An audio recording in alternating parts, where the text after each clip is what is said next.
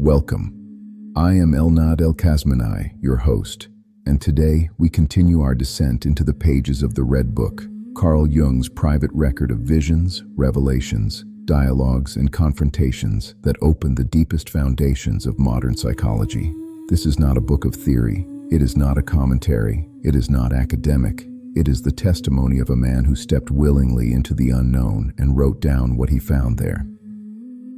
In our previous episode, we explored the anima, the first and most disruptive presence Jung met on his journey. She broke him open emotionally, psychologically, spiritually. She challenged everything he believed about himself.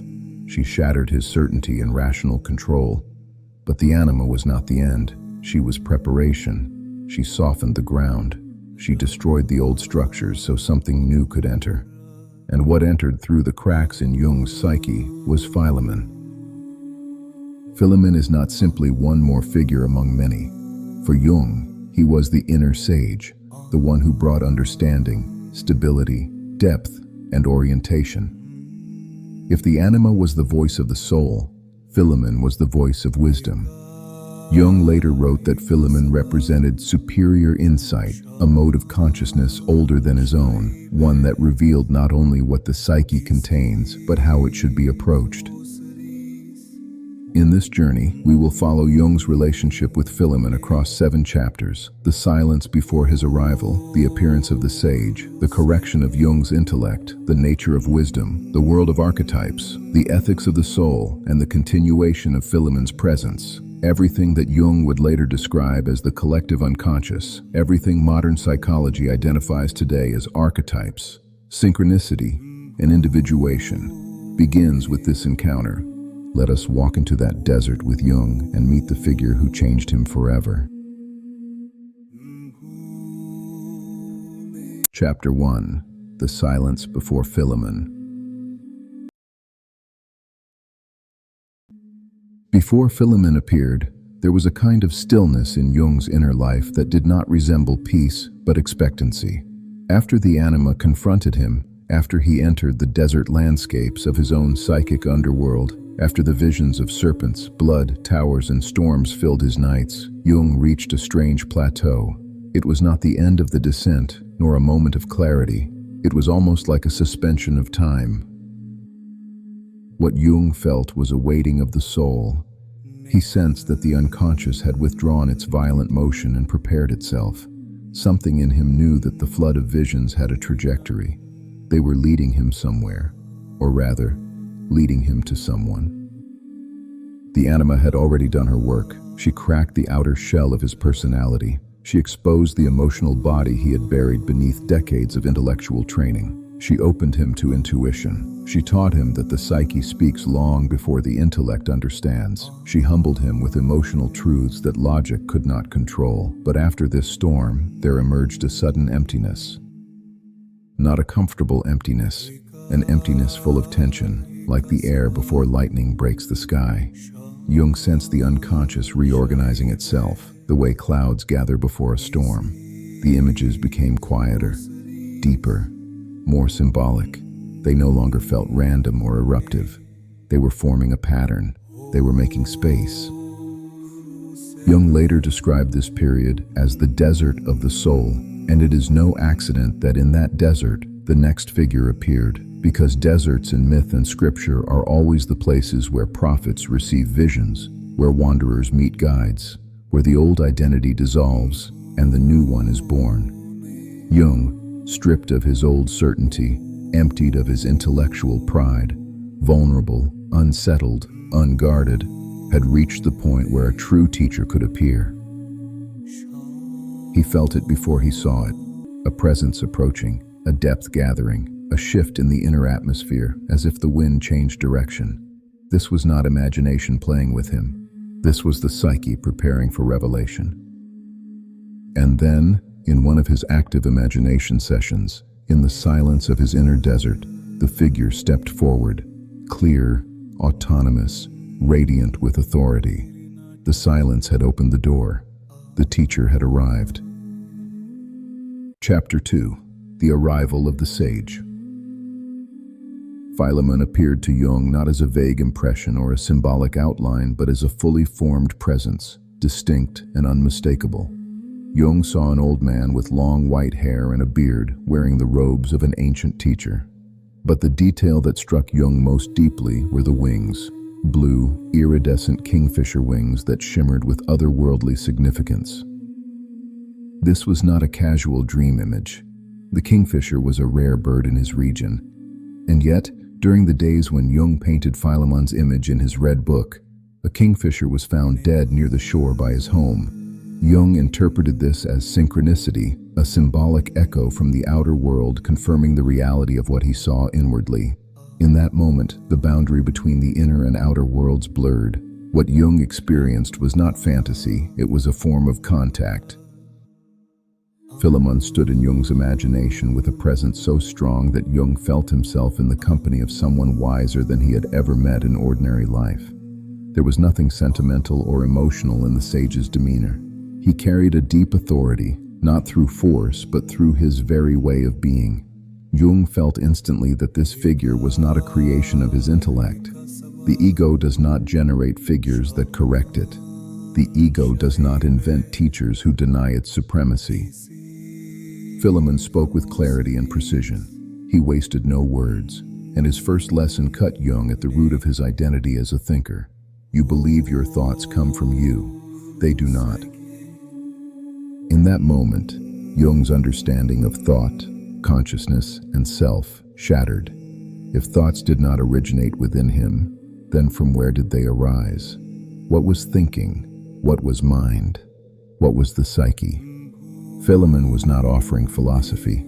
He was offering revelation. He was teaching Jung that the ego is not the center of the psyche. It is not the source of ideas, but the receiver. Philemon represented a mode of knowing beyond Jung's usual consciousness, a mind older and broader than the personal mind. Jung realized that thoughts come from a field, a depth, a realm of images and patterns that exist before the individual. This was the beginning of Jung's understanding of the collective unconscious. Standing before Philemon, Jung understood he was in the presence of an inner figure who did not belong to him alone.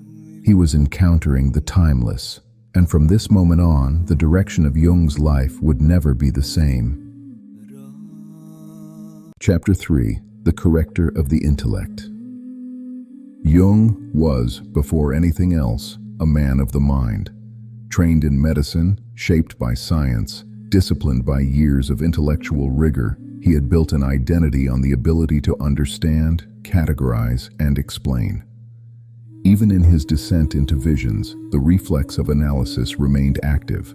He wanted to draw conclusions, to arrange the images into coherent theories, to understand the psyche the way one understands a system of thought. But Philemon came to break that reflex at its core, not by attacking Jung's intellect, but by revealing its limits. The way Philemon corrected Jung was unlike anything Jung had experienced with any other inner figure. The anima had challenged him emotionally, exposed his wounds, and revealed the contents of his soul. But Philemon worked differently.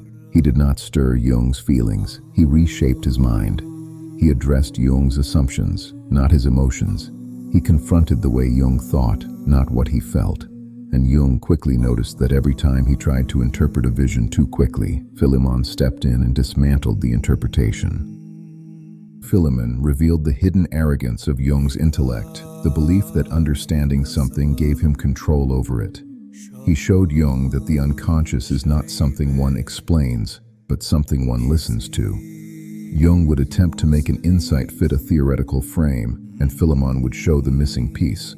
Jung would try to rationalize a symbol, and Philemon would reveal a layer Jung had not considered.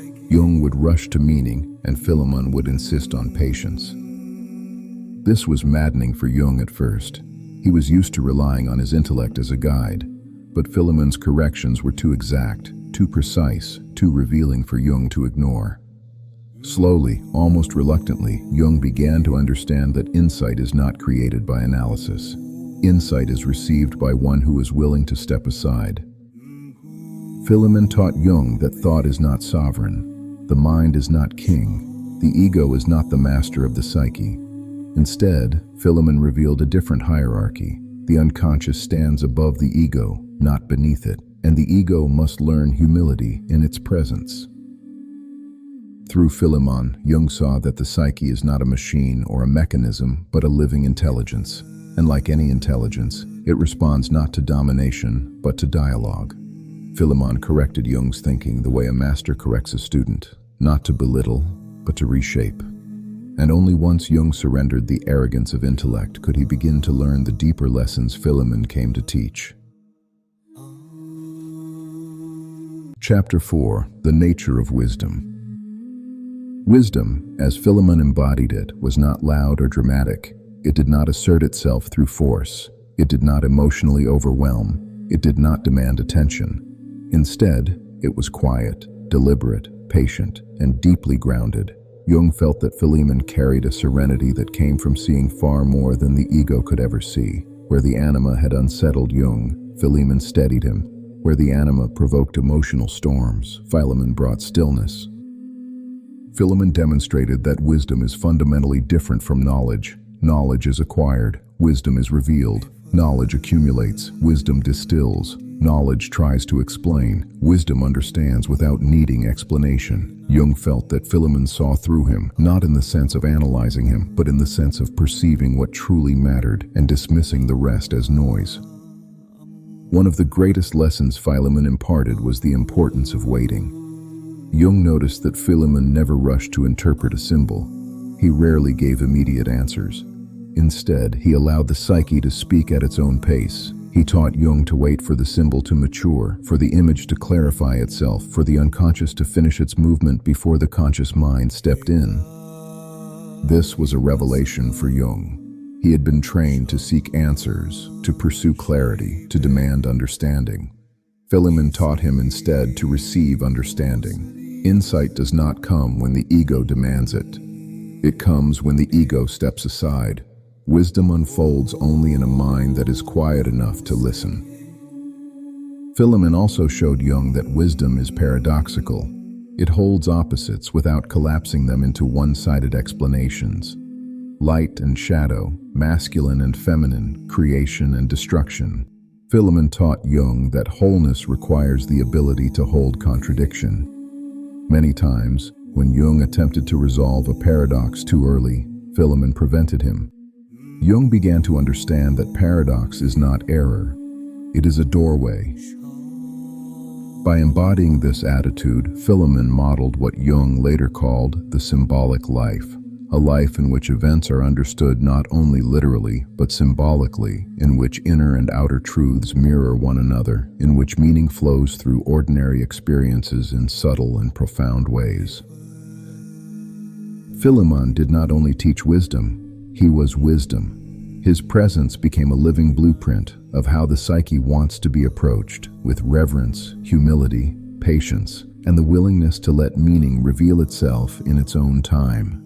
This became one of Jung's central insights, that the unconscious is not merely a place of instinct, but a source of guidance, and wisdom is the attitude that allows one to receive that guidance.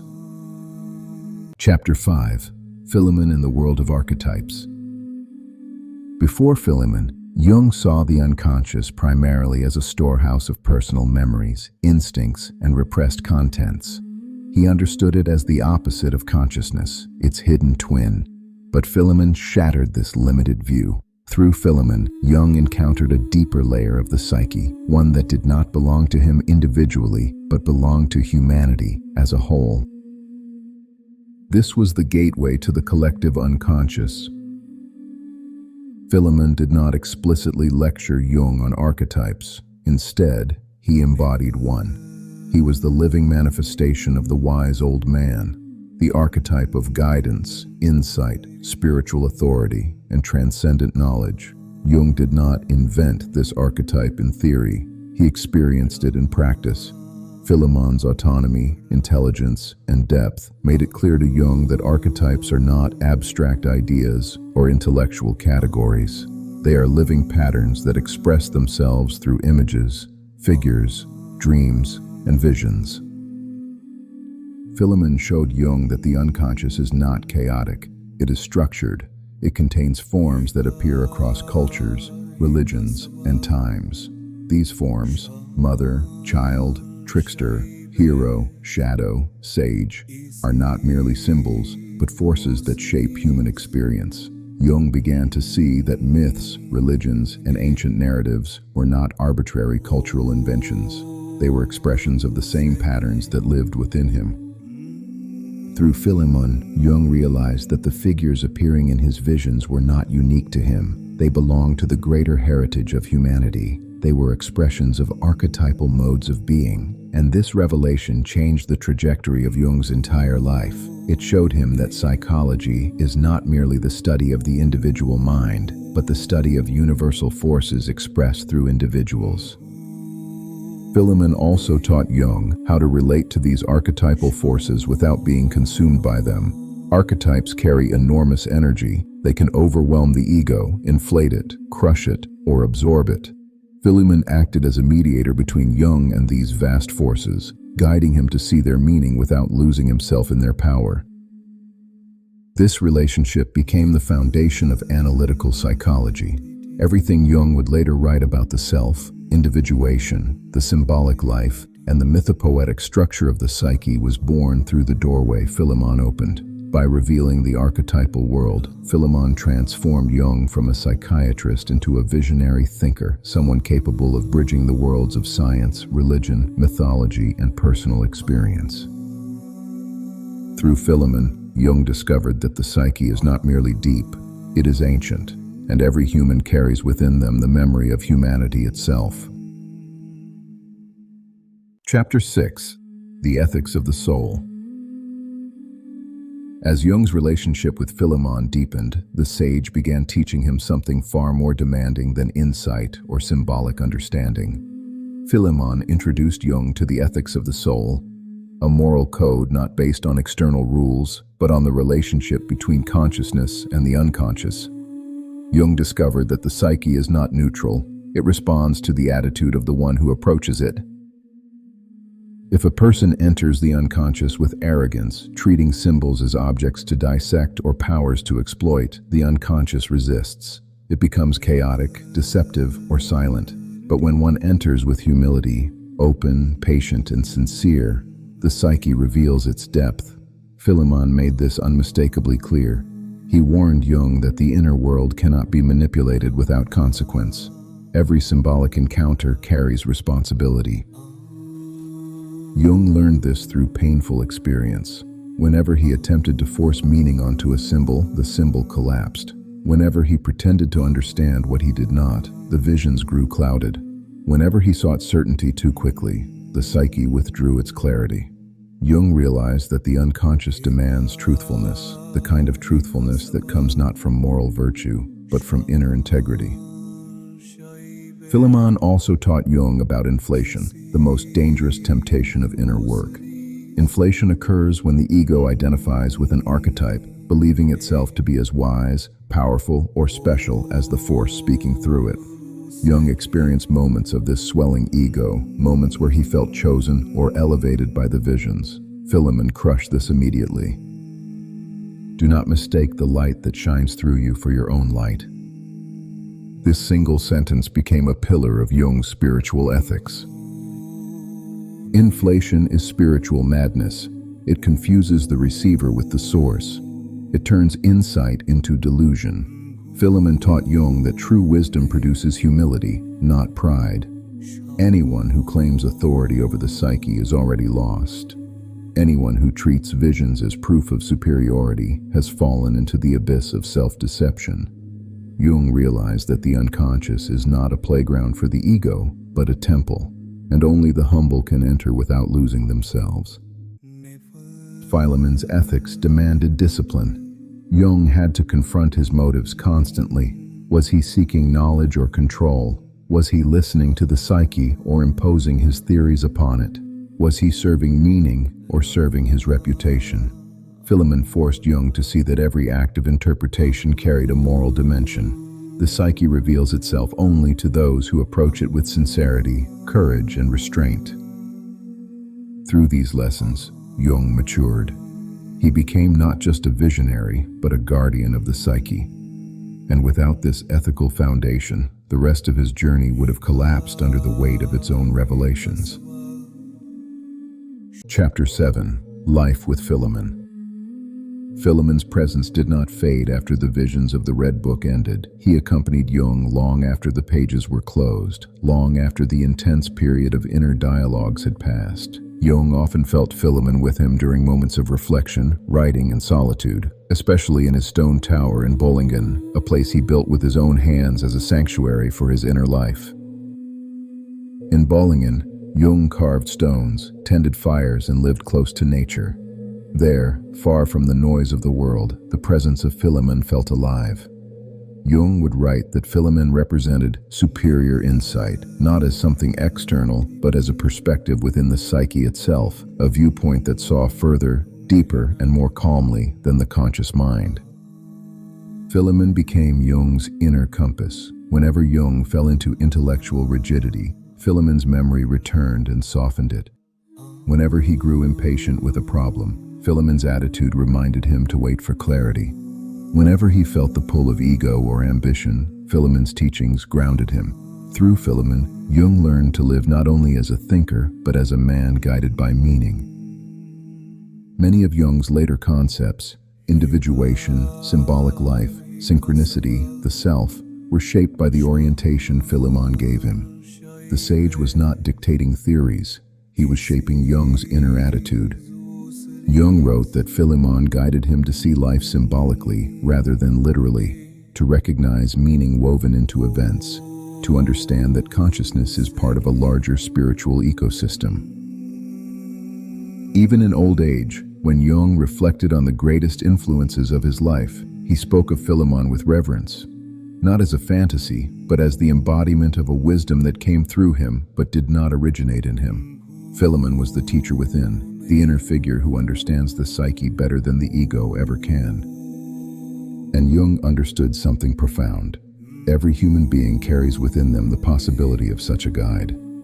Philemon is not exclusive to him. The archetype of the wise inner teacher appears in dreams, in symbols, in intuition, in sudden clarity that seems to come from nowhere. Jung encountered it in the image of Philemon. Others may encounter it differently, but the source is the same. With Philemon, Jung no longer felt alone in his descent. He no longer felt he was navigating the darkness without guidance. The sage gave him stability, direction, and balance, enabling him to face the remaining figures of his inner world, Elijah, Salome, and others who would follow. But they all came after Philemon. The teacher had to appear first. Philemon turned Jung's descent from chaos into initiation, from collapse into transformation, from psychological breakdown into one of the most important spiritual journeys of the modern age. Conclusion. Philemon is not a footnote in Jung's story, he is the turning point, the presence that transformed Jung from a brilliant psychiatrist into a visionary thinker capable of bridging psychology, mythology, religion, and philosophy. Through Philemon, Jung discovered the structure of the psyche, the reality of archetypes, the depth of symbolic life, and the humility required to approach the unconscious responsibly. He learned that wisdom is not extracted through force but received through patience. He learned that insight is not a personal achievement but a gift from a deeper layer of mind. He learned that the ego is not the center of the psyche but a participant in a greater field, and he learned that dialoguing with the unconscious demands courage, honesty, and restraint. Philemon guided Jung through the most important ideas of his life, and through Jung's testimony, Philemon guides us as well. In the next episodes of this series, we will meet Elijah and Salome, the prophet and the blind seer, who take Jung further into the symbolic depths opened by Philemon. But remember, without Philemon, none of the later revelations would have had structure or meaning. The sage is the axis of the journey. Practical action. In the next week, take 10 minutes each evening to sit in stillness.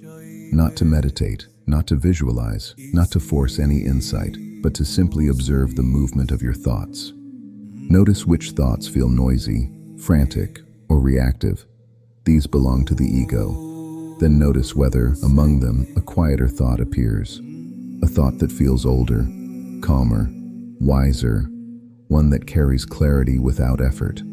When such a thought arises, do not dismiss it, do not analyze it, simply acknowledge it.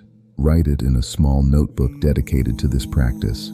This is how you begin cultivating the relationship with your own inner Philemon, the place within you where meaning speaks softly. If you are to remember anything, remember this. Philemon was not a fantasy Jung invented. He was the form through which Jung encountered the archetype of wisdom, a force that exists in every human psyche. He represents the capacity within you to see beyond fear, beyond confusion, beyond the limits of the ego. He is the voice that speaks only when you are quiet enough to hear it. And Jung's greatest lesson is this: the psyche contains its own teacher. You do not have to invent truth. You only have to listen.